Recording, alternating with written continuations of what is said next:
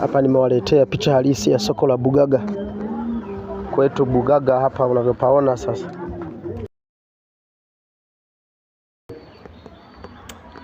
Soko la Bugaga ndio hilo na muonekano wake sasa.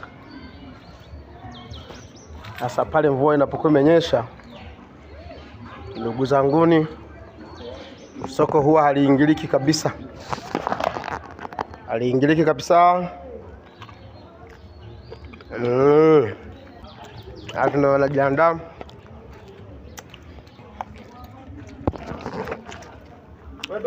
Na hiyo ndio baadhi ya mitaa ya kupita. Kama mnavyoona, watu washaanza kuingia sisi soko la jioni. Lakini ndugu zangu, haliingiliki kwa sababu ya tope. Tope ni kubwa. Yaani kiasi kwamba inatoka mtu tembee kwa makini, kutembea kidogo tu hivyo utateleza.